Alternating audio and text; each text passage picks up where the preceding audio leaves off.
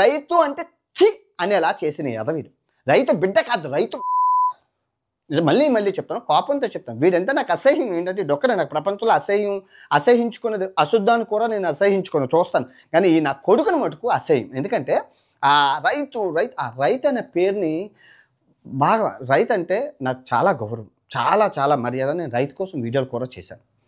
Police వాళ్ళకి చెప్తున్నానండి, దయచేసి ఒక్కొక్కల దగ్గర 20 కోట్లు, 30 కోట్లు, 40 కోట్లు, 50 కోట్లు, 60 కోట్లు మూలుగుతున్నాయి. Only betting.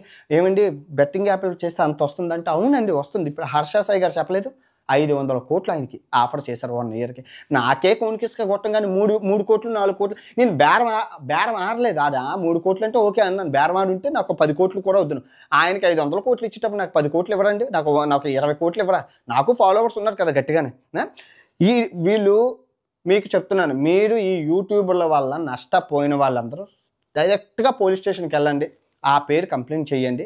వాడిని పిలిపిస్తారు. నువ్వు ప్రమోట్ చేసావంటారు, ప్రమోట్ చేశారంటారు. ఆడి వీడియోలు బయట నుండే ఇదిగో చట్టరీత్యా తెలంగాణ, ఆంధ్రప్రదేశ్లో చట్టరీత్యా యూట్యూబర్లు, ఇన్ఫ్లుయెన్సర్లు ప్రమోట్ చేయడం నేరం. మోడీ గారు చెప్పారు అని లా చెప్తుంది, ఈ గూగుల్ చెప్తుంది. సో నువ్వు ఎలా ప్రమోట్ చేసావు? జస్ట్ ఆ వీడియో తీసుకెళ్ళి నష్టపరిహారం తీసుకోవడం, మాట్లాడుకోవడం.